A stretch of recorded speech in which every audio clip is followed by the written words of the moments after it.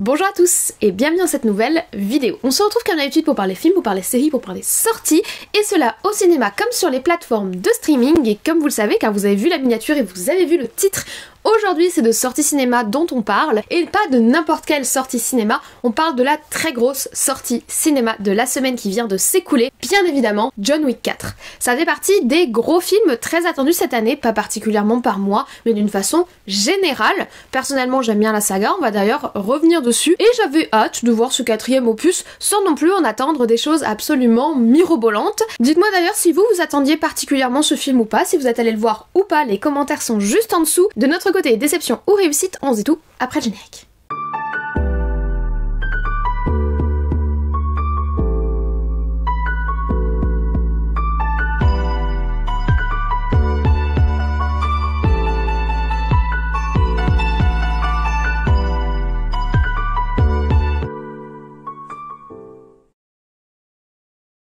Alors, John Wick 4 est un film de 2h49. Oui, c'est un énorme film, comme on en a de plus en plus ces derniers temps, ces espèces de gros mastodontes cinématographiques qui sont généralement également de gros blockbusters. On peut citer évidemment Avatar qui fait partie des plus longs, mais la franchise Marvel est également bien représentée dans la catégorie. 2h49 c'est quand même très long, c'est presque 3 heures, mais dès l'annonce du film et de sa durée, ça avait été justifié par les producteurs comme par Keanu Reeves, l'acteur qui incarne le héros et qui incarne d'une manière générale la saga, comme quoi c'était nécessaire pour ce qui nous est raconté dans le film. Donc de ce côté-là, on avait déjà un questionnement, est-ce que le film est trop long ou est-ce qu'effectivement ces 2h45 sont justifiés? Cette réponse, on l'a eu le 22 mars 2022, jour de la sortie du film, et bien évidemment, comme tous les précédents films de la saga, c'est un film de type action. À la réalisation, et comme pour les 3 premiers films, on retrouve Chad Stahelski. Chad Stahelski, c'est effectivement un réalisateur, c'est aussi un acteur, mais c'est surtout et avant tout un cascadeur et un chorégraphe de cascade, c'est-à-dire quelqu'un qui met en scène les cascades pour des films. En tant qu'acteur et cascadeur, on a notamment pu le voir en 2021 dans le dernier Matrix, on a également pu le voir dans V pour Vendetta ou encore dans Ghost of Mars. Mais ces dernières années, il a également supervisé les scènes d'action de plusieurs grands films, notamment chez DC le film Birds of Prey, et également chez Marvel cette fois-ci, film Captain America Civil War avec notamment la scène de combat entre Iron Man et Captain America. La saga John Wick, c'est donc sa première réalisation où il est totalement aux commandes et sans surprise, c'est une saga qui laisse une très belle place à l'action et une très belle place aux scènes d'action chorégraphiées et aux scènes de cascade puisque c'est sa spécialité à la base. Je vous propose de revenir d'ailleurs rapidement sur cette saga pour un petit peu identifier les thématiques qui sont abordées et puis resituer ce 4e film, parce qu'il est très difficile de parler du 4e opus d'une saga sans parler de ceux qui l'ont précédé. La saga en fait c'est plus largement une franchise, on y retrouve donc les 4 films qui sont portés par Keanu Reeves en acteur principal qui incarne John Wick, le personnage principal de la saga et personnage éponyme puisqu'il donne son nom au titre de sa franchise. Mais au-delà de ces 4 films pour le moment sortis, il y a déjà un autre film dans la franchise qui est prévu, qui s'intitulera Ballerina et qui devrait sortir fin 2023, qui met notamment à l'affiche Ana de Armas que j'aime beaucoup. Elle va y incarner Rooney, ou Rooney, je sais pas exactement comment ça se prononce, qui est une tueuse à gages, qui est également une danseuse étoile. Autre projet dans la franchise, une série TV qui est déjà annoncée depuis plusieurs années autour du Continental. Le Continental, ce sont ces espèces d'hôtels dans l'univers de John Wick où se retrouvent les tueurs à gages, où ils peuvent prendre les contrats, etc. Et ce sont des espèces de safe space pour tueurs à gages, où les règles de ces hôtels, c'est qu'on n'y commet pas de meurtre, commet pas de crime, et que même si les têtes des uns et des autres sont mis à prix, ce sont des espaces un petit peu protégés qui permettent une parenthèse dans les vies un petit peu mouvementées de ces jeunes gens. Pour le moment, on n'a pas de date qui sera annoncée pour cette série TV qui honnêtement je trouve a beaucoup de potentiel, mais voilà, c'est un sujet qui est un petit peu en lame de fond depuis un moment. Et on a déjà des rumeurs sur un potentiel John Wick 5, donc une suite à ce 4e film dont on va parler aujourd'hui. Là pour le moment ce sont des rumeurs, rien n'a été confirmé évidemment, on n'a pas de date ni rien, mais comme vous pouvez le voir, la franchise est déjà assez conséquente avec 4 voire 5 films principaux, un film secondaire et potentiellement une série spin-off, donc c'est déjà un univers assez étendu. Je vous propose de revenir rapidement sur ces 3 premiers films déjà sortis pour essayer de resituer un petit peu l'histoire de notre personnage, notre héros qui est John Wick. Le premier film, John Wick 1 ou John Wick tout court, est sorti en 2014. On y découvre donc John Wick, le fameux, qui est un tueur à gages à la retraite, qui avait choisi de consacrer sa vie à la femme qu'il avait rencontrée et qu'il aimait profondément et qui l'avait fait renoncer au monde un petit peu sinistre et terrible d'où il venait. Cependant, sa femme l'a quitté, il est endeuillé, et alors qu'il est dans cette période extrêmement difficile de sa vie, il va faire face à une agression qui lui est pas spécifiquement destinée à lui en tant que John Wick. Les personnes ne connaissent pas réellement son identité. Lors de cette agression, on va lui voler sa voiture, mais surtout, on va mettre à mort son petit chien que lui avait offert sa femme décédée. C'est à ce moment-là que John fait le choix de reprendre du service en tant que tueur et qu'il va pister, traquer et tenter d'éliminer les personnes qui lui ont fait du tort. On découvre alors que John n'est clairement pas seul dans ce milieu et qu'il y a toute une société organisée, notamment autour de ces fameux hôtels continentaux, mais également tout un ensemble de tueurs à gages qui se connaissent tous un peu les uns les autres, une monnaie, un système de mise à prix, etc. Donc un univers très complexe qu'on découvre dans ce premier film. C'est 3 ans plus tard, en 2017, que sort John Wick 2, où on retrouve de nouveau notre cher John, qui essaye toujours d'être à la retraite après sa petite reprise de service, entre parenthèses, du premier film qui était juste un moment de vengeance. Il essaye de nouveau de se poser tranquillement, loin de cette vie de tueur qu'il essaye pour la deuxième fois de quitter. Cependant, durant sa vie de tueur à gages précédente, John avait contracté une dette, et alors qu'il a quitté le milieu, on vient lui demander de l'honorer. Il se retrouve donc entraîné malgré lui dans les affaires d'un de ses anciennes associés, qui vont le mener jusqu'à Rome et donc l'obliger une fois encore à reprendre ses petites habitudes de tueur à gages. C'est tout pour le second opus, on en arrive au troisième qui s'intitule lui John Wick Parabellum. Parabellum en latin ça veut dire préparer la guerre. Vous connaissez peut-être l'adage Civis pacem parabellum, si vous voulez la paix vous devez préparer la guerre. Et ben le film se concentre surtout sur la seconde partie de cet adage. On a un John Wick qui effectivement prépare la guerre. Pourquoi cela? Car John Wick est en cavale. John Wick n'a pas respecté les fameuses règles qui régissent le monde des tueurs, cette espèce de système opaque qu'on a découvert depuis le premier film, et il est donc en fuite pourchassé par les grands dirigeants et tout l'ensemble des tueurs en série qui veulent sa tête puisqu'elle a été mise à prix. Il quitte New York à la fois pour fuir la ville mais également pour trouver la rédemption et pour savoir comment s'excuser de ses fautes et ne plus être pourchassé par l'intégralité de l'organisation pour laquelle il a travaillé durant longtemps. C'est donc l'occasion pour nous d'en savoir plus sur cette espèce de système et notamment les dirigeants de ce système qu'on nomme de façon relativement cryptique la Grande Table. Et voilà où on en est pour les aventures de John Wick lorsque, en 2023, sort John Wick 4. Il est donc temps de revenir ensemble sur le synopsis de ce 4e opus de la saga. On retrouve John qui est toujours en cavale et toujours en guerre contre la Grande Table, cette fameuse instance de direction un peu mystérieuse et dont on ne connaît pas grand chose. Et dans sa quête de liberté, il va croiser un nouvel ennemi extrêmement puissant qui va devenir une sorte d'incarnation du pouvoir de la Grande Table et qui va l'obliger à parcourir le monde de ville en ville, de New York à Osaka en passant par Berlin et Paris. Alors que John Wick semble se rapprocher de plus en plus de la fameuse Grande Table, il semble s'éloigner de plus en plus de la liberté qu'il cherche désespérément depuis des années, et ça va être toute la problématique, cette dichotomie entre le fait de vouloir fuir ce milieu et celui de s'y enfoncer de plus en plus de par ses actions que l'on va retrouver dans ce nouveau film. Au casting, évidemment, on retrouve l'incarnation du héros John Wick, Keanu Reeves, l'homme qui ne vieillit pas, ou très très peu, ou qui vieillit au ralenti, que évidemment vous connaissez sous les traits de Neo dans Matrix. Il est également dans l'excellent Constantine en 2005, dans Point Break en 1991, ou encore dans le succulent L'Associé du Diable en 1997. Il était aussi dans Dracula en 92, bref, il a fait que de très bons films. Il partage l'affiche, et ce depuis le premier film avec Ian McShane. Ian McShane, vous l'avez peut-être vu dans Pirates des Caraïbes, mais je trouve que l'un des rôles qui lui va le mieux, c'est celui qu'il a dans la série American Gods. Également à ses côtés, et ce depuis les précédents films, on retrouve le regretté Lance Reddick qui nous a malheureusement quitté le 17 mars dernier, quelques jours avant la sortie de John Wick 4. C'est un acteur que j'appréciais beaucoup, et notamment pour ce rôle dans John Wick qui je trouve lui collait extrêmement bien à la peau. J'avais aussi pu le voir dans la série Sur Écoute ou en 2013 dans le fameux film White House Down. A savoir qu'on risque de le revoir puisqu'il est annoncé au casting du film Ballerina qui devrait sortir dans quelques temps. Il était aussi pressenti pour la série Continental. Vu que le film Ballerina a déjà été tourné ou en partie tourné, il est possible qu'on le revoie dans le prochain film de la franchise. On continue avec les acteurs qui sont donc devenus iconiques de la saga John Wick avec Laurence Fishburne. Laurence Fishburne, il avait déjà partagé l'affiche avec avec Keanu Reeves puisqu'il était dans le film Matrix. Et on avait également pu le voir dans Apocalypse Now parmi ses nombreux films. Nouveauté par contre, nous avons Donnie Yen au casting. Donnie Yen, c'est un maître des arts martiaux qui s'est notamment fait connaître pour la saga de films Ip Man. J'aime beaucoup le premier film, pourtant les arts martiaux et les films de combat c'est pas trop mon truc à la base, mais le premier film Ip Man est très cool, par contre les suites j'ai pas trop adhéré. Et surtout, il fait partie de mes personnages favoris de mon Star Wars favori qui est Rogue One. Et on termine avec une autre nouvelle tête qui fait partie de la famille Skarsgård, une famille d'acteurs suédois. Et dans la famille, je demande le petit frère Bill Skarsgård, j'ai du mal à prononcer leur nom, qui est donc le frère de Alex que nous avons vu l'année dernière dans le film que j'ai adoré The Northman réalisé par Robert Eager.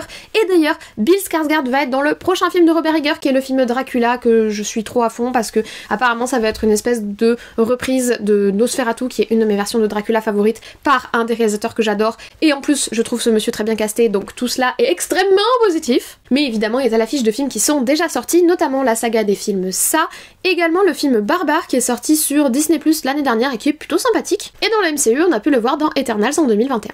Parce que nous n'en avons pas fini sur les nouvelles têtes d'affiche de ce 4e opus, nous avons une jeune chanteuse de J-pop, donc de pop japonaise, Rina Sawayama, dont c'est le premier rôle au cinéma, et alors elle commence carrément sur le chapeau de roue avec un premier rôle dans un film John Wick, un film ultra international, ultra attendu, enfin franchement c'est super pour elle. Et en plus elle est aux côtés de Ryoyuki Sanada, qui est un acteur qui a l'habitude des rôles de méchants yakuza dans les films américains, puisque dernièrement on l'a vu dans le film Bullet Train, dont on avait parlé sur la chaîne l'été dernier. Il était également dans le film Les 47 Ronin, où il avait déjà croisé Keanu Reeves, et aussi dans Wolverine le combat de l'immortel en 2013. Et si on remonte encore dans sa carrière, en 2003 il était dans le film Le Dernier Samouraï. Voilà pour le casting qui vend du rêve, soyons honnêtes, entre les acteurs récurrents, ne serait-ce que Keanu Reeves, et toutes les têtes d'affiche qui se rajoutent à côté. C'est vrai que le casting est assez impressionnant. Il faut savoir que depuis le second opus et le succès du premier donc, le casting ne fait que grossir et être de plus en plus impressionnant, probablement du fait du succès et de l'attrait de la franchise. La franchise d'ailleurs, on va y revenir une dernière fois parce qu'avant de vous parler du 4e film, je voulais un petit peu vous parler de mon parcours vis-à-vis de la saga de John Wick parce que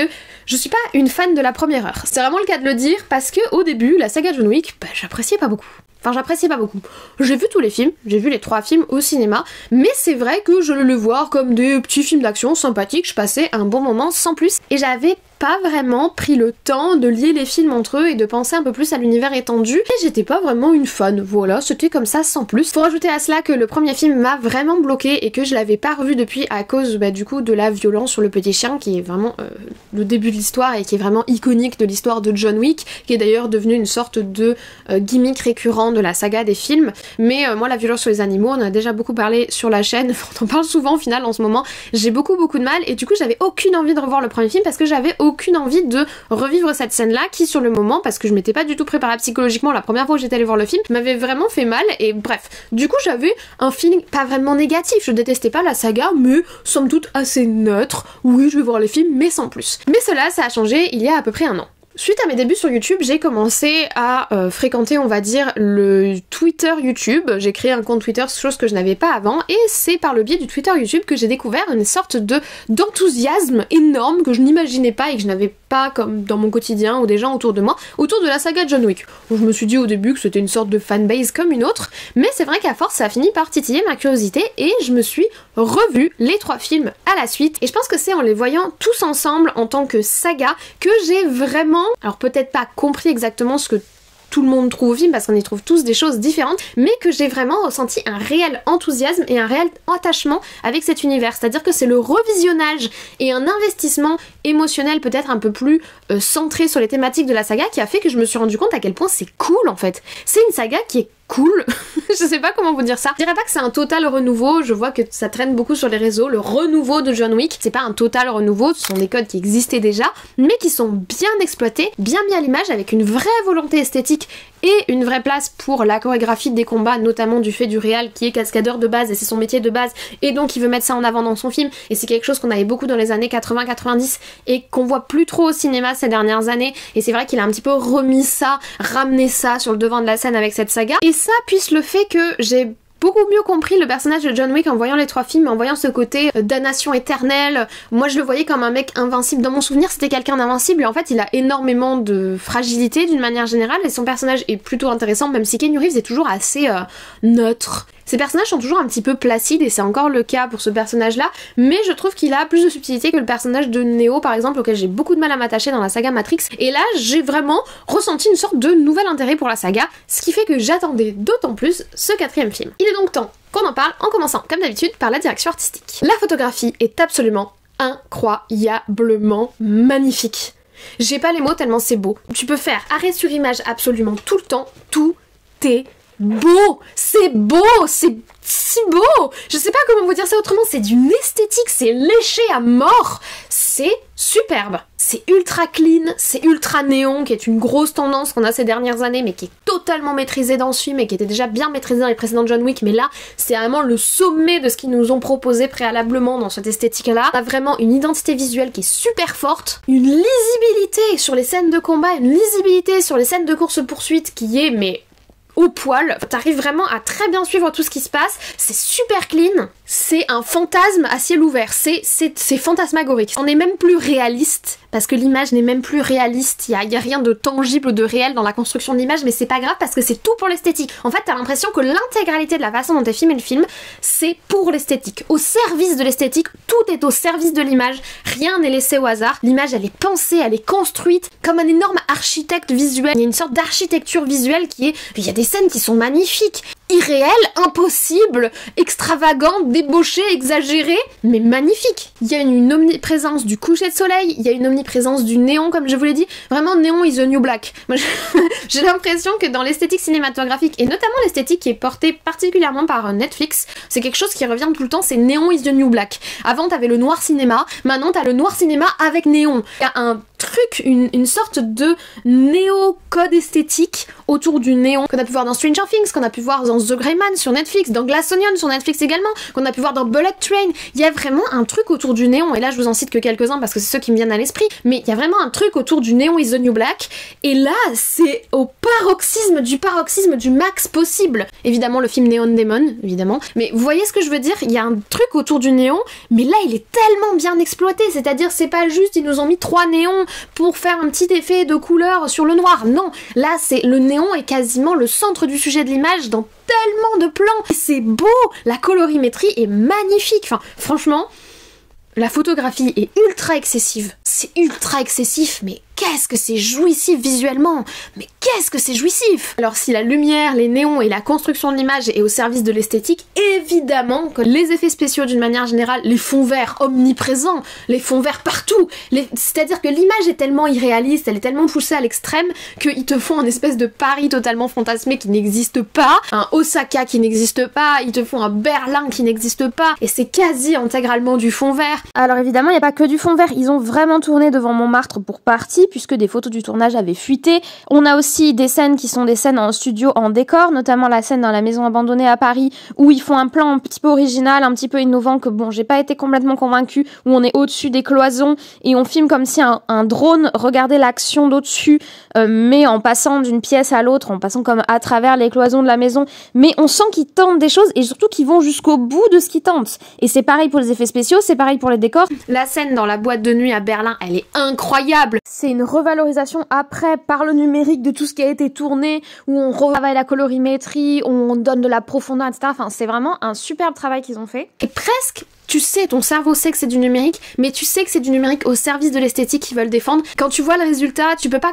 Enfin, moi, personnellement, je me vois pas contre-argumenter là-dessus. Le but de l'image n'est jamais d'être réaliste, mais de toute façon, le but de la saga n'est pas du tout réaliste. La débauche dans tout, c'est la débauche visuelle, la débauche du néon, la débauche d'effets spéciaux, et évidemment, la débauche de chorégraphie de combat. Un truc qui est assez sympathique sur la place de la chorégraphie de combat dans la saga John Wick, parce qu'elle est présente depuis le début, ça fait partie de l'identité du réal, comme je vous l'ai dit, cascadeur, tout ça. Plus tu avances dans la saga, plus les chorégraphies de combat sont longues, et plus les chorégraphies de combat se diversifient. Plans inclinés, pas inclinés, les trucs dans les airs, etc. Et là, je crois qu'on arrive à l'aboutissement de l'aboutissement. Je sais pas ce qu'ils vont nous faire sur John Wick 5 si John Wick 5 arrive, parce que là, les scènes de combat sont ultra longues. C'est encore la débauche. C'est le trop, ça déborde. Mais c'est pas grave parce que le trop, c'est l'identité de ce film. T'as l'impression c'est l'identité esthétique du film. Ça déborde, c'est excessif. Les combats sont hyper longs, sont d'un réalisme inexistant. Vive le costard par balle qui a inventé ce truc, mais c'est juste génial, c'est jouissif à mort, c'est jouissif à mort parce que les chorégraphies elles sont maîtrisées de A à Z. Alors Keanu Reeves qui avait déjà une formation de cascadeur pour Matrix, là il est level up au max, il est tout le temps au centre de l'action, il est intouchable. Rina Sawayama est exceptionnelle également, le moment où elle enlève son truc là, mais quel charisme. Hiroyuki Sanada nous la joue old school samouraï, on adore. Mais alors le king de cet épisode c'est Donnie Yen.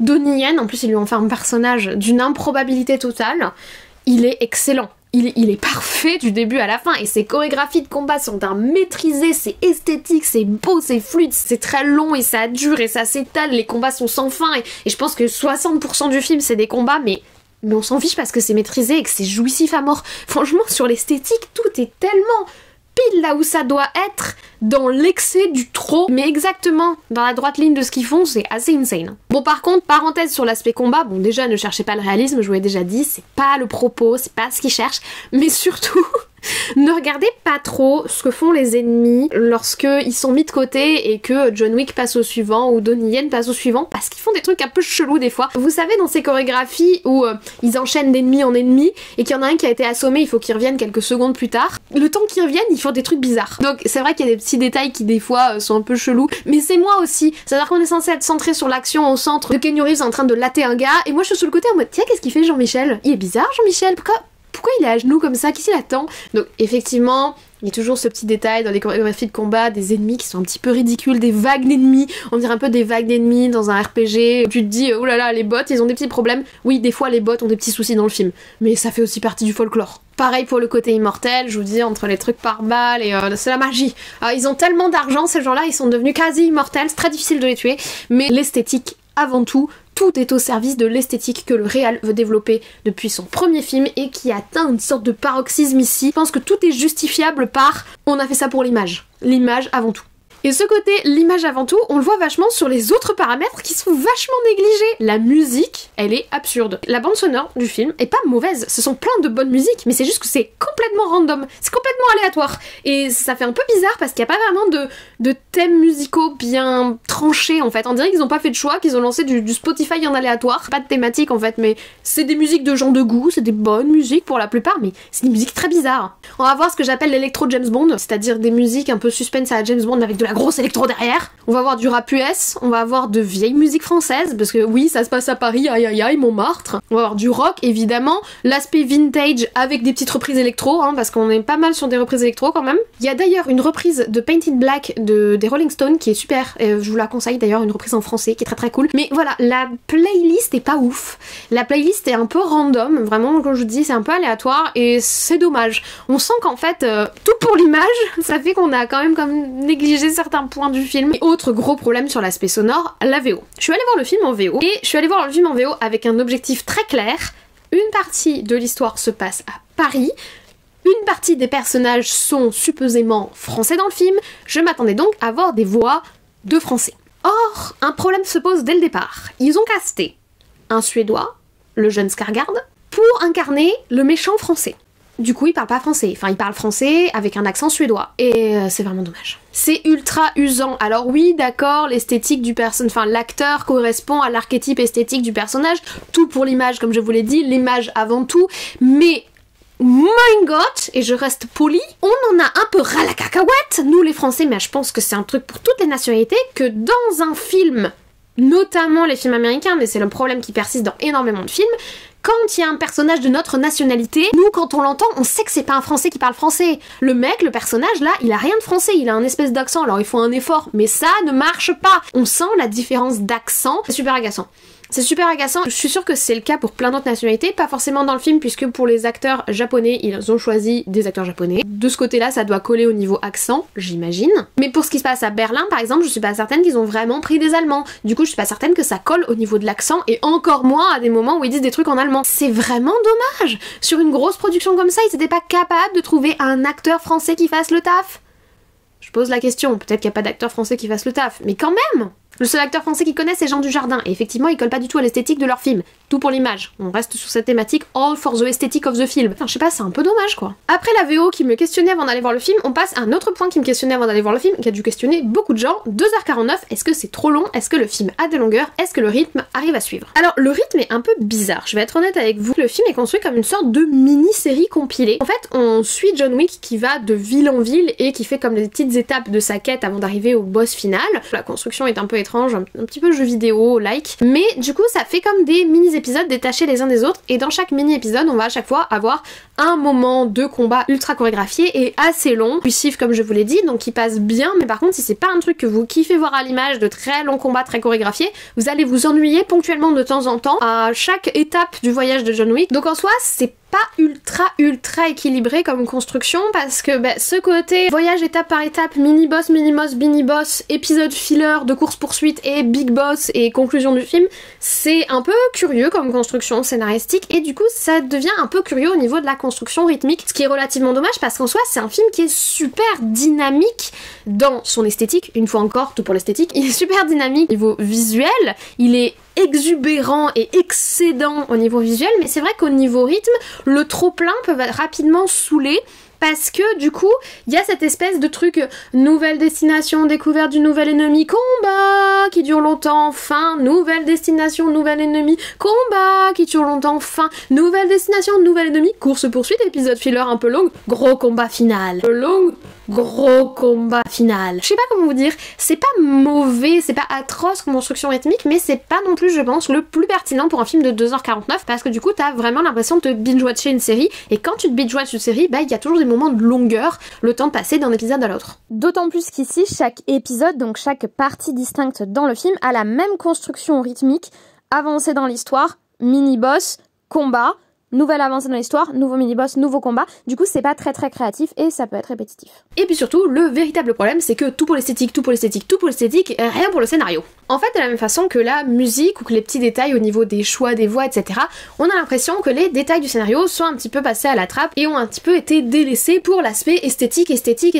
Rien que le fait d'enchaîner plein de grosses capitales mondiales, c'est un petit peu curieux et du coup un petit peu déstabilisant au sens du scénario. On ne sait pas du tout comment il voyage, ce mec il est censé être recherché par la plus grosse entreprise criminelle du monde, il va chill de Paris à Osaka comme si tout allait bien, il prend le métro comme tout le monde, avec sa tête il se cache même pas, enfin il y a des trucs qui sont un petit peu incohérents, mais en plus comme je vous l'ai dit, cette construction jeu vidéo mini-boss, boss final, ça fait que scénaristiquement on n'a pas l'impression que c'est extrêmement original ou innovant, voire même qu'on régresse un peu par rapport à la construction scénaristique des précédents films. Je m'explique. Depuis John Wick 1, chaque épisode de film nous fait découvrir un petit peu plus la société étrange dans laquelle évolue John Wick, et c'est encore le cas dans ce film-là puisqu'on va découvrir le pendant parisien, on va dire, de cette société de tueurs à gages, avec un scénario relativement simple. John Wick a un ennemi et il fait face à cet ennemi dans le but de se libérer et de retrouver sa vie paisible. Là encore, on a le même schéma, mais on va avoir un schéma qui est démultiplié, le tout au service, vous l'avez deviné,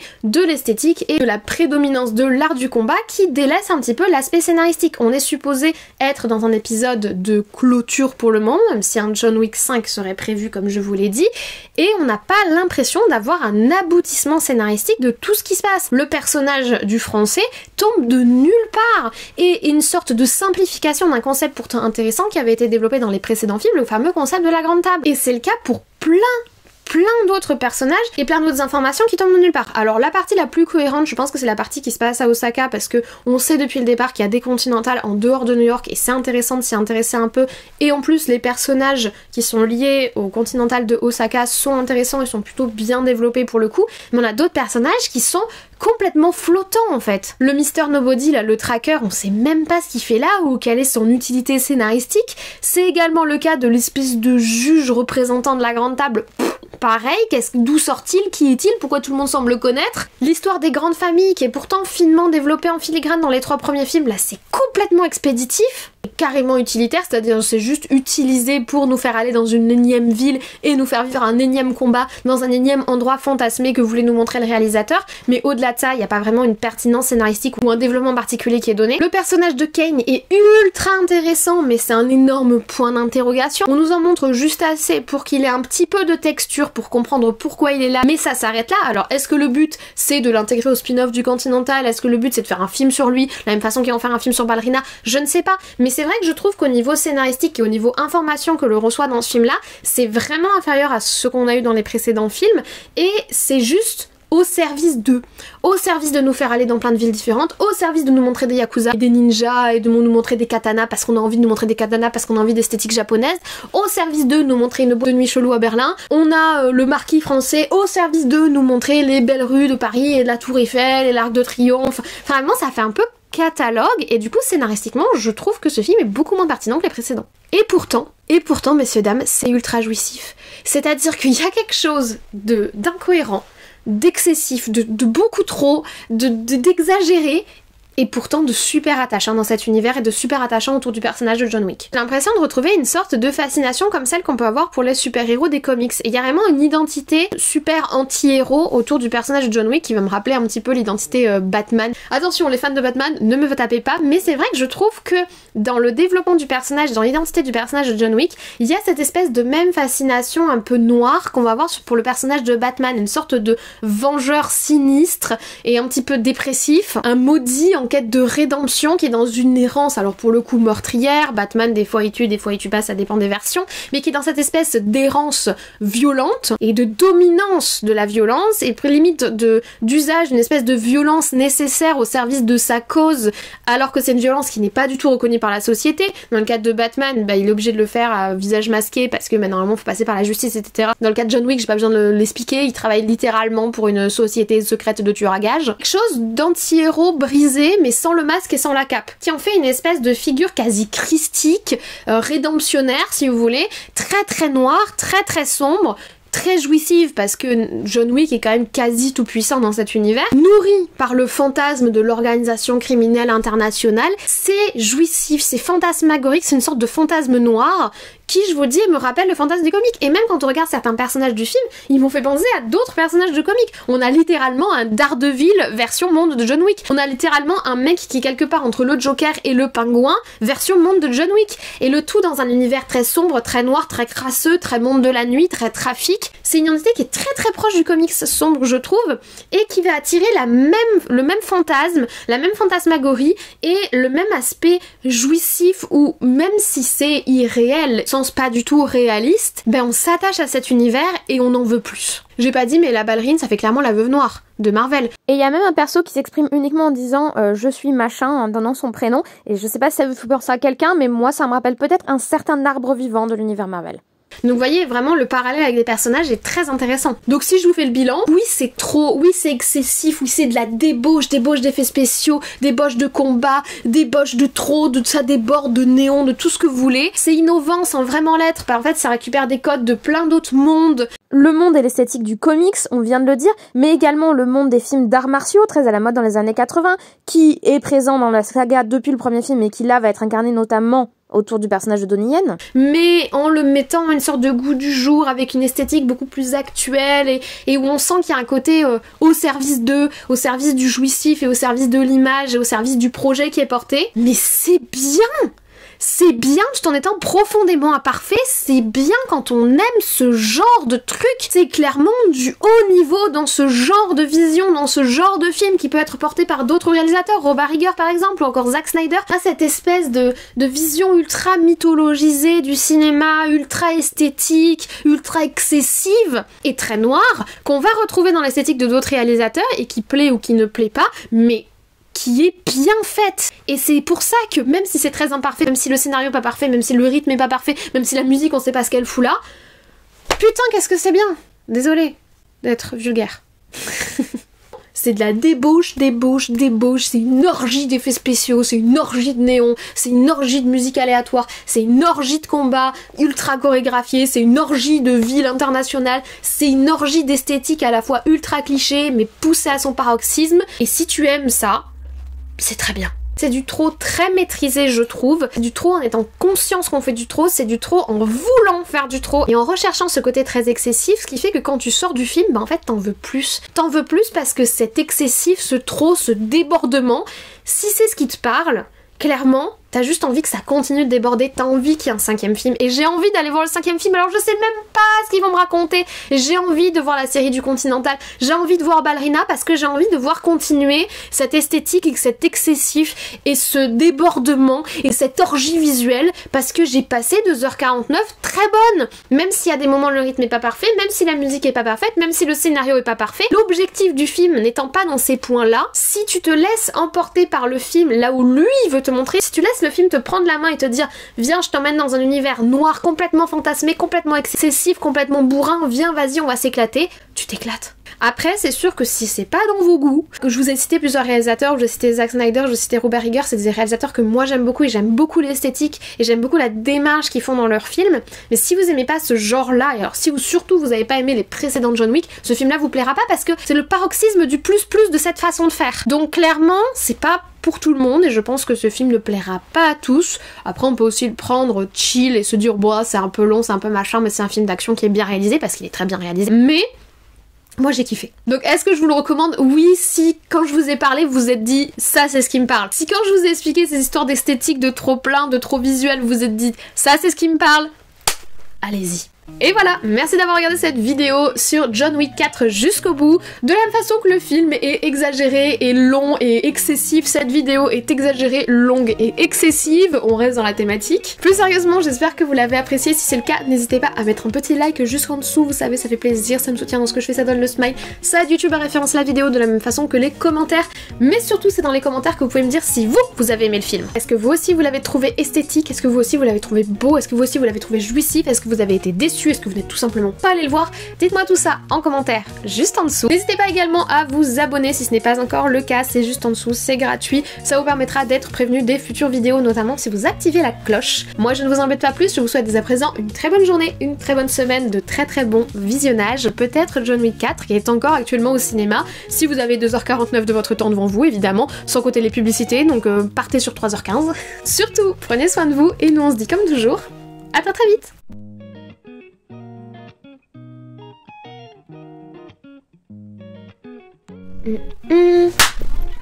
Si c'est pour faire des conneries, tu t'en vas. Oh là là, pouf. On a toujours ce petit problème de lumière dans la gueule, enfin lumière dans la lunette. Je sais que vous m'avez fait remarquer que c'était relou, mais en fait, je peux pas filmer sans mes lights. Enfin, vous me verriez pas quoi, mon appartement est pas si lumineux que ça. Là on la voit un peu moins, enfin, c'est pas fifou. Il me faudrait une grosse boîte, vous savez qu'ils ont les gens dans les studios et tout, mais enfin... en tout cas, j'espère. Nous sommes partis. Il fait beau, je suis contente. Voilà, et on parle d'un film cool et d'une saga cool. So, here we go. Water. Let's go. Est-ce que c'est pas un peu trop penché sur le côté? On est parti. À reprendre ses petites habitudes de tueur en série.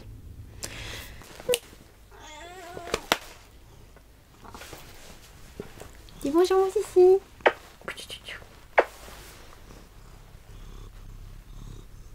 Tu vas pas pouvoir rester doudou. Tu vas ronronner dans le micro, ils vont t'entendre. Oh le bébé. Je sais, tu es content.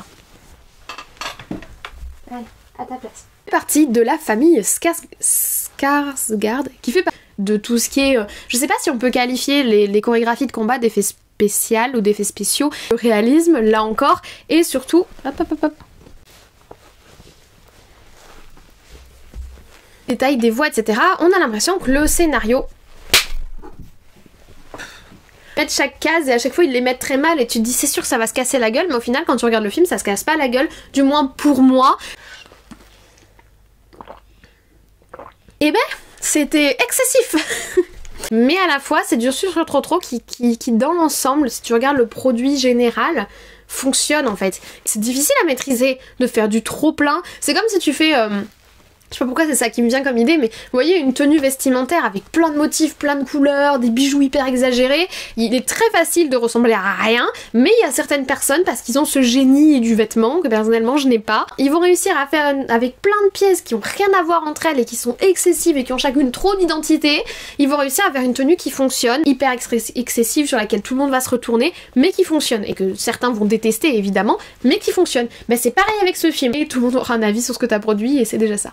Je vous remercie d'avoir suivi ces petites scènes post-génériques. Moi je pars sur du montage parce que mon objectif ce serait de sortir cette vidéo aujourd'hui même, mais comme je vois par le petit chrono juste en dessous que je suis à 57 minutes de rush et que en plus de mon mémoire j'ai pas trop digressé, donc je pense que la vidéo va être extrêmement longue, et ben j'allume sur la planche. Je vous ai dit on se met plus trop de pression sur la chaîne, on essaye de déstresser et d'être relax sur la sortie de vidéo, même si du coup l'algorithme m'achève ma race.